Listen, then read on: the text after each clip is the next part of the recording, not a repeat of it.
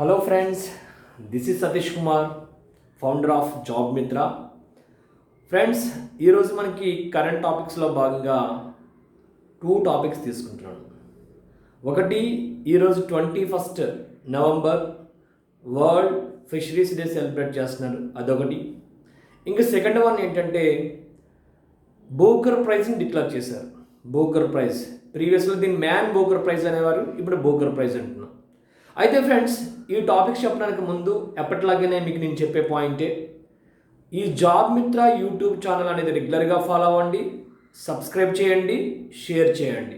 ఎందుకంటే మనకి కరెంట్ అఫైర్స్తో పాటుగా ఏ గవర్నమెంట్ నోటిఫికేషన్ అయినా సరే దీని ద్వారా మీకు అందించడం జరుగుతుంది. అదేవిధంగా మనకి current affairs morning batch, evening batch 6 to 7. Evening 6 to 7 batch నడుస్తుంది. ఎవరైనా లైవ్ క్లాస్ తీసుకోవాలనుకుంటే తీసుకోవచ్చు. డిసెంబర్ 1st వీక్లో మనకి జనరల్ స్టడీస్ కోర్స్ కూడా స్టార్ట్ చేస్తున్నాం, అది కూడా జాయిన్ అవ్వచ్చు.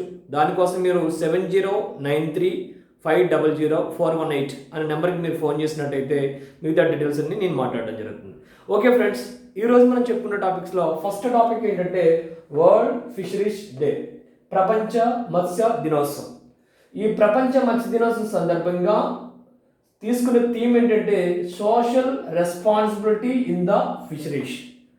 Social responsibility in the fisheries value chain. Social responsibility in the fisheries value chain అనే ఒక థీమ్ తీసుకున్నారు. ఇది 2020 థీమ్. అయితే మనకి గవర్నమెంట్ ఆఫ్ ఇండియాలో ఈ మత్స్య సంపద అంటే మన మత్స్యకారులు ఎవరైతే ఉన్నారో ఏ విధంగా దీని మీద ఆధారపడి ఉన్నారు, దీనికోసం గవర్నమెంట్ ఆఫ్ ఇండియా ఇటువంటి పథకాలు తీసుకొస్తుంది, అదేవిధంగా గవర్నమెంట్ ఆఫ్ ఆంధ్రప్రదేశ్ ఎటువంటి పథకాలు మనకి తీసుకురావడం జరిగింది. ప్రధానమంత్రి మత్స్య సంపద యోజన పథకాన్ని గవర్నమెంట్ ఆఫ్ ఇండియా 2019లో మనకు లాంచ్ చేసింది. దాని తర్వాత ఏమేంటంటే to achieve 22 million tons of fish production by 2024 and 2025. 2024-25 ఏదైతే మనకి ఆర్థిక సంవత్సరం ఉందో ఆ సంవత్సరానికి మనం ఎంత అచీవ్ చేయాలి? ఫిష్ ప్రొడక్షన్ అనేది 22 మిలియన్ టన్స్కి మనకి అచీవ్ చేయాలి. ఇది దాని తర్వాత major aim. Next one, around 28 million people are employed in the fisheries. ఈ మత్స్య సంపద మీద ఆధారపడి ఉన్నటువంటి ఎంప్లాయీస్ ఎంతమంది ఉన్నారంటే 28 millions. 1 million equal to 10 lakhs. 1 million equal to 10 lakhs. 28 million people are employed in the fisheries. Around India తీసుకుంటే sector in India. India rank 4th in the global export of fishes. మనం ఇతర దేశాలకు ఎగుమతి చేసిన దేశాల జాబితాలో తీసుకుంటే ఏవైతే మత్స్య సంపదని ఈ ఫిషెస్ తలకి దీన్ని ఇతర దేశాలకు ఎగుమతి చేసే ర్యాంకింగ్లో తీసుకుంటే ఇండియా ఏ పొజిషన్లో ఉంది? 4th పొజిషన్లో ఉందని చెప్పడం జరుగుతుంది. అంతేకాకుండా ఓవరాల్ గ్లోబల్ ప్రొడక్షన్లో తీసుకుంటే ఇండియా ఎంత పర్సెంటేజ్ ఉందంటే 7.7% ఆక్యుపై చేస్తుంది. 7.7% ఆక్యుపై చేస్తుంది గ్లోబల్ ఫిష్ ప్రొడక్షన్ మనం తీసుకున్నట్టయితే. అదేవిధంగా మనకి ఈరోజు హిందూ పేపర్లో కానీ, ఈనాడులో కానీ, సాక్షిలో కానీ గవర్నమెంట్ నోటిఫికేషన్ ఒకటి ఇవ్వడం జరిగింది. ఈ గవర్నమెంట్ నోటిఫికేషన్ ఏంటి? Government add. ఇటువంటి గవర్నమెంట్ యాడ్స్ కూడా మనకి ఇంపార్టెంటే. ఇక్కడ మనకి నవరత్నాలు, జగనన్న నవరత్నాల్లో భాగంగా వరల్డ్ ఫిషరీస్ డే సందర్భంగా ఆయన ఎటువంటి ఇంప్లిమెంట్ చేస్తుందని చెప్పి ఒకటి ఇచ్చాడు. ఈ మత్స్యకారు అని చెప్పి ఒక వెబ్ అప్లికేషన్ కూడా స్టార్ట్ చేసింది. ఈ మత్స్యకారు, ఇది గవర్నమెంట్ ఆఫ్ ఆంధ్రప్రదేశ్ తీసుకున్నటువంటి వన్ ఆఫ్ ది ప్రోగ్రామ్. ఇది కూడా మనకి ఇంపార్టెంట్. Okay, next one. ఇంకా సెకండ్ టాపిక్ వస్తే బూకర్ ప్రైజ్. యాక్చువల్గా ఫ్రెండ్స్, ఈ బూకర్ ప్రైజ్ అనేది ఎప్పుడు స్టార్ట్ చేశారంటే 1969లో స్టార్ట్ చేశారు. ఎక్కడ అంటే ఇది యూకే. అసలు బూకర్ ప్రైజ్ అంటే ఏంటి? మ్యాన్ బూకర్ ప్రైజ్ అని చెప్పి ప్రీవియస్లో అన్నారు, ఇప్పుడు ఎందుకు మ్యాన్ బూకర్ ప్రైజ్ అనకన్నా బూకర్ మాత్రమే అంటున్నారు. ఫ్రెండ్స్, 1969లో మనకి బూకర్ ప్రైజ్ అనేది స్టార్ట్ చేశారు. ఇది లండన్ గిల్డ్ హాల్లో ఇవ్వడం జరుగుతుంది. యూకే ఇస్తుంది. ఇది వరల్డ్లోనే హైయెస్ట్ లిటరేచర్ అవార్డుగా చెప్పుకోవచ్చు. అత్యంత ఖరీదైనటువంటిది, అదేవిధంగా అత్యున్నతమైన సాహితీ పురస్కారం అని చెప్తారు. భారతదేశంకి వచ్చేసరికి అత్యున్నతమైన సాహితీ పురస్కారం ఏం చెప్తాం? జ్ఞాన్పీఠ్ పురస్కారం చెప్తాం. అదే ప్రపంచవ్యాప్తంగా వచ్చేసరికి అత్యంత ఉన్నతమైనటువంటి సాహితీ పురస్కారం బూకర్ ప్రైజ్ అని చెప్తారు. దీన్ని మ్యాన్ బూకర్ ప్రైజ్ అనేవారు. ఎందుకంటే 2001 నుంచి 2019 వరకు దీనికి స్పాన్సర్ చేసింది ఎవరంటే మ్యాన్ బూకర్, మ్యాన్ అనేవాళ్ళు.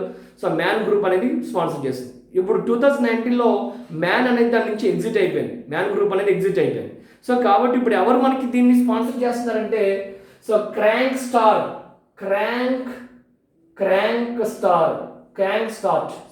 క్రాంక్ స్టార్ట్ అనేది మనకి ఇది స్పాన్సర్ చేస్తుంది. ఇది ఎప్పటి నుంచి స్పాన్సర్ చేస్తుంది? 2019 1 జూన్ నుంచి. అప్పటి వరకు ఎవరు చేసేవారు? మ్యాన్ గ్రూప్ చేసేది కాబట్టి దాన్ని మ్యాన్ గ్రూప్ అనేవారు. అయితే ఫ్రెండ్స్ ఇక్కడ మీకు ఇంపార్టెంట్ పాయింట్ ఏంటంటే ఈ 2020 సంవత్సరానికి మ్యాన్ బూకర్ ప్రైజ్ ఎవరికి వచ్చింది? 2020 సంవత్సరానికి బూకర్ ప్రైజ్ అనేది అమెరికాకు చెందిన స్కాటిష్ రచయిత డగ్లస్ స్టువార్ట్కి వచ్చింది. Douglas Stuart. సో ఈయన యాక్చువల్గా స్కాట్లాండ్ అనే వ్యక్తి అమెరికా వచ్చి సెటిల్ అవ్వడం జరిగింది. సో కాబట్టి స్కాటిష్ రచయిత డగ్లస్ స్టువార్ట్కి వచ్చింది. ఆయన రాసిన బుక్ ఏంటంటే సుగ్గి బెయిన్. ఇది యాక్చువల్గా ఇది ఆయన ఆత్మకథ. సో ఈ కథ పట్టుకొని ఆయన ఇంచుమించు 30 మంది వరకు 30 మెంబర్స్ వరకు కూడా ఆయన ఈ కథను పబ్లిష్ చేయమని చెప్పి వెళ్ళడం జరిగింది. సో పబ్లిష్ కావడం కోసం 30 మంది ఎడిటర్ దగ్గరికి వెళ్ళారు, కానీ ఆయన తిరస్కరించడం జరిగింది. ఆయన ఫైనల్గా అది పబ్లిష్ అయింది. సో ఇక్కడ మనకి ఆయన రాసిన బుక్ ఏంటంటే సుగ్గి బెయిన్, ఆయన ఆత్మకథ, స్కాటిష్ రచయిత డగ్లస్ స్టువార్ట్. ఇది ఎప్పుడు స్థాపించారు? బూకర్ ప్రైజ్ అనేది 1969. సో ప్రైజ్ మనీ ఎంత ఇస్తున్నారంటే ప్రైజ్ మనీ 50,000 పౌండ్స్ ఇస్తున్నారు. అయితే మ్యాన్ బూకర్ ప్రైజ్ వేరు. సో ఇప్పుడు మ్యాన్ బూకర్ ప్రైజ్ అనేది మ్యాన్ అనేది లేదు, మీకు ఆల్రెడీ చెప్పాను. 2019లో మ్యాన్ గ్రూప్ అనేది దీని నుంచి వెళ్ళిపోయింది కాబట్టి ఇప్పుడు క్రాంక్ స్టార్ట్ అనేది మనకు స్పాన్సర్ చేస్తుంది కాబట్టి దీన్ని బూకర్ ప్రైజ్ అన్నారు. ప్రీవియస్లో దీన్నే మ్యాన్ బూకర్ ప్రైజ్ అనేవారు. అదేవిధంగా బూకర్ ప్రైజ్ ఉంది, ఇంటర్నేషనల్ బూకర్ ప్రైజ్ ఉంది. దాన్ని ప్రీవియస్లో Man Booker prize, international Man Booker prize అనేవారు. సో ఇప్పుడు ఎందుకంటే నేను చెప్తున్నాను, ఇది మ్యాన్ బూకర్ ప్రైజ్కి ఇంటర్నేషనల్ మ్యాన్ బూకర్ ప్రైజ్కి డిఫరెన్స్ అనేది మనకు క్లారిటీ ఉండాలి. ఇప్పుడు మ్యాన్ గ్రూప్ లేదు కాబట్టి so international Booker prize and Booker prize అనేది best book in English language, ఆంగ్లంలో రాసినటువంటి ఉత్తమైన నవలకి బూకర్ ప్రైజ్ ఇస్తారు. మరి ఇంటర్నేషనల్ బూకర్ ప్రైజ్ అనేది దేనికి ఇస్తారంటే ఆంగ్లంలో రాసిన దానికి కాదు, బెస్ట్ బుక్ ఇన్ ఇంగ్లీష్ ట్రాన్స్లేషన్లో. ఏ భాషలోనే రాసినా దాన్ని ఇంగ్లీష్లో ట్రాన్స్లేట్ చేయాలి. సో ఇంగ్లీష్లో తర్జుమా చేసినటువంటిది ఏదైతే ఉంటుందో దానికి ఈ Booker prize, international Man Booker prize అనేది ఇవ్వడం జరుగుతుంది. బూకర్ ప్రైజ్ అనేది best book in English language, international Booker prize అనేది best book in English translation. మరి బెస్ట్ బుక్ ఇన్ ఇంగ్లీష్ ట్రాన్స్లేషన్కి వస్తే ఇంటర్నేషనల్ బూకర్ ప్రైజ్ అనేది 2005లో స్టార్ట్ చేశారు. దీని ప్రైజ్ మనీ కూడా 50,000 పౌండ్సే. దీని ప్రైజ్ మనీ కూడా 50,000 పౌండ్స్. 2020కి ఎవరికి వచ్చిందంటే నెదర్లాండ్కి చెందిన మార్కే లూకస్ రిజన్వెల్డ్ అనే పర్సన్కి 2020లో ఇంటర్నేషనల్ బూకర్ ప్రైజ్ వచ్చింది. సో ఇది ఆయన రాసిన బుక్ ఏంటంటే ది డిస్కంఫర్ట్ ఆఫ్ ఈవినింగ్ అనే పుస్తకం రాశాడు. అది సో ట్రాన్స్లేట్ చేసింది ఎవరంటే ఇంగ్లీష్లో ట్రాన్స్లేట్ చేసింది ఎవరంటే మైకల్ హోటిచర్ అనే పర్సన్ ఇంగ్లీష్లో ట్రాన్స్లేట్ చేశారు. గుర్తుపెట్టుకోండి ఫ్రెండ్స్, బూకర్ ప్రైజ్ వేరు, ఇంటర్నేషనల్ బూకర్ ప్రైజ్ వేరు. సో బూకర్ ప్రైజ్ అనేది best book in English language, అది యూకేలోనే పబ్లిష్ చేస్తున్నారు. సో ఇంటర్నేషనల్ బూకర్ ప్రైజ్ అనేది best book in English translation, ఏ భాషలో రాసినా దాన్ని ఇంగ్లీష్లోకి అనువాదం చేసి అందులో ఉత్తమైన బుక్ అయి ఉండాలి. ఓకేనా? ఈ రెండు కూడా మనకి ఇస్తున్నారు, గుర్తుపెట్టుకోండి. బూకర్ ప్రైజ్ వేరు, సో ఇంటర్నేషనల్ బూకర్ ప్రైజ్ వేరు. బూకర్ ప్రైజ్ అనేది ఈ 1969లో ఎస్టాబ్లిష్ చేశారు. ఇంటర్నేషనల్ బూకర్ ప్రైజ్ అనేది 2005లో సో మనకి ఎస్టాబ్లిష్ చేశారు. మ్యాన్ బూకర్ ప్రైజ్ పేరు అనేది ఇప్పుడు బూకర్ ప్రైజ్గానే ఉంది, ఎందుకంటే మ్యాన్ గ్రూప్ అనేది దాని నుంచి ఎగ్జిట్ అయిపోయింది కాబట్టి. ఓకేనా ఫ్రెండ్స్? అయితే మ్యాన్ బూకర్ ప్రైజ్ ఒకప్పుడు అనేవారు, ఇప్పుడు మనం బూకర్ ప్రైజ్ ఏదైతే అంటున్నామో భారతదేశం నుంచి ఈ బూకర్ ప్రైజ్ ఎవరైనా ఇప్పటివరకు తీసుకున్నారు. ఎవరు తీసుకున్నారంటే 4 మెంబర్స్ తీసుకున్నారు. ఆ 4 మెంబర్స్ ఎవరంటే సో మిడ్నైట్ చిల్డ్రన్ అనే పుస్తకానికి సల్మాన్ రష్దీకి 1981లో ఇచ్చారు. మిడ్నైట్ చిల్డ్రన్ అనే పుస్తకానికి 1981లో సల్మాన్ రష్దీకి ఈ బూకర్ ప్రైజ్ ఇవ్వడం జరిగింది. తర్వాత అరుంధతి రాయ్ రాసినటువంటి the God of Small Things అనే పుస్తకానికి 1997లో ఇచ్చారు. తర్వాత థర్డ్ పర్సన్ ఎవరంటే కిరణ్ దేశాయ్, ద ఇన్హెరిటెన్స్